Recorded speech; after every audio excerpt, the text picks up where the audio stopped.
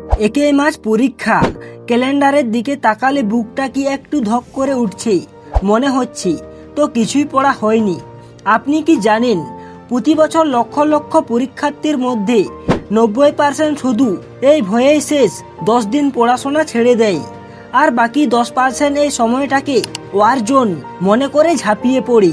আজকের এই 3 থেকে 4 মিনিটে আমি আপনাকে কোনো রূপকথার গল্প শোনাবো না, বরং দেখাবো এমন একটা সাইকোলজিক্যাল স্টাডি প্ল্যান যা দিয়ে আপনি এই 10 দিনেই সিলেবাসের মোড় ঘুরিয়ে দিতে পারবেন। আপনি কি তৈরি নিজের জীবন বদলাতে? তাহলে ভিডিওটি 1 সেকেন্ডও স্কিপ করবেন না। 1. পেরেটো প্রিন্সিপাল। পড়াশোনায় একটা নিয়ম আছে যাকে বলা হয় 80-20 রুল। এর মানে হলো আপনার সিলেবাসের মাত্র 20% অংশ থেকে 80% অংশ প্রশ্ন আসে। এই শেষ 10 দিনে আপনাকে সেই 20% অংশ খুঁজে বের করতে হবে। গণিত পুরো বই করার সময় নেই, শুধু লাভ ক্ষতি, সরল সুদ, অংশীদারি কারবার এবং অনুপাত সমানুপাত করুন। এখান থেকে বড় একটা অংশ কমন পাবেন। ইংলিশ ভোকাবুলারি নিয়ে এখন মাথা ঘামাবেন না, তার বদলে ভয়েস চেঞ্জ, ন্যারেশন চেঞ্জ এবং উপযুক্ত প্রেপোজিশনে জোর দিন। এগুলো লজিক্যাল, তাই একবার বুঝলে ভুল হবে না। জিকে এস্থেটিক জিকের পেছনে না ছুটে পশ্চিমবঙ্গের বর্তমান স্কিম, লক্ষ্মীর ভাণ্ডার, সবুজ সাথী ইত্যাদি এবং ভারতের স্বাধীনতা সংগ্রামের গুরুত্বপূর্ণ সালগুলো রিভিশন দিন।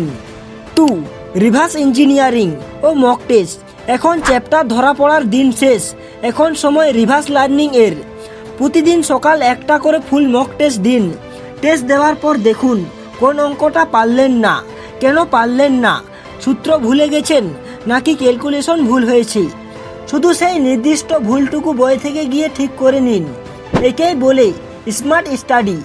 এতে আপনার ব্রেন সরাসরি পরীক্ষার হলের জন্য তৈরি হবে।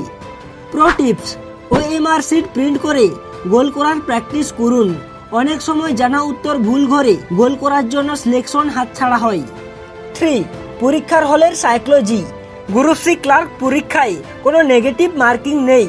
এটা আপনার জন্য সবচেয়ে বড় অস্ত্র, কিন্তু এই অস্ত্রের সঠিক ব্যবহার জানতে হবে।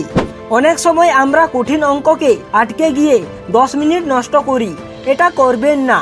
প্রথমে জিকে আর ইংলিশ শেষ করুন। এই দুটো বিভাগে যদি আপনি 30 মিনিটে 40টা প্রশ্ন টাচ করতে পারেন, তবে আপনার আত্মবিশ্বাস তুঙ্গে থাকবে। মনে রাখবেন, একটা 1 নম্বরের অঙ্ক করতে যে সময় লাগে, সেই সময়ে আপনি 3টে জিকের উত্তর দিতে পারবেন। তাই টাইম ম্যানেজমেন্ট ইজ দ্য কি। 4. Ghost mode activation. আগামী 10 দিন আপনাকে হতে হবে অদৃশ্য বা in ghost mode. Social media delete করুন, বন্ধু বান্ধবদের সাথে আড্ডা বন্ধ করুন। দিনে অন্তত 7 থেকে 8 ঘন্টা পড়াশোনা এবং 6 ঘন্টা নিরেট ঘুম। ব্রেন যদি বিশ্রাম না পায়, তবে পরীক্ষার হলে জানা জিনিস মনে পড়বে না। আপনার লক্ষ্য হবে 1 মাস। ওই একটা দিন আপনার পরবর্তী 30 বছরের জীবন ঠিক করে দেবে। আপনি কি এই 10 দিন কষ্ট করতে রাজি নন? আপনার টেবিলে রাখা বইগুলো আপনার ভবিষ্যতের চাবিকাঠি।